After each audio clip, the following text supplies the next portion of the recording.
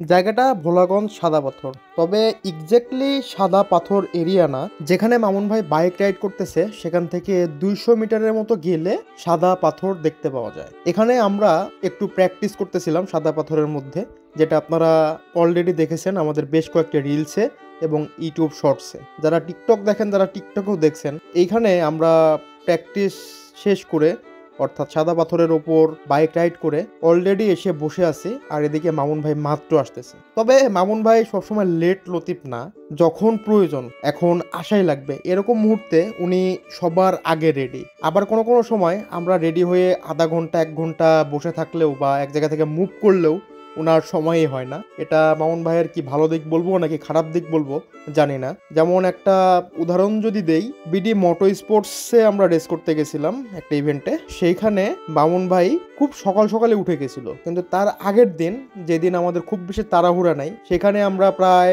1 ঘন্টা প্লাস তার জন্য ওয়েট করতে হয়েছিল, তাকে ঘুম থেকে উঠে ফ্রেশ হয়ে রেডি করানোর জন্য। তো এই হলো আমাদের মামুন ভাইয়ের অবস্থা। তো এখানে যেমনটা দেখতেছেন এই জায়গাটা মোটামুটি বালি এবং পাথরের মিক্সার, এবং মাঝখানে হালকা পানিও আছে, যেটা পার করেই আমরা সাদা পাথর এরিয়াতে গেছিলাম। অ্যান্ড এখন প্রায় সন্ধ্যা হয়ে গেছে, যার কারণে আমরা এই এরিয়াতে আর থাকবো না, এখানে থাকা একটু রিস্কি হবে, যার কারণে আমরা বাসার দিকে বা আমাদের রুমের দিকে ব্যাক করতেছি।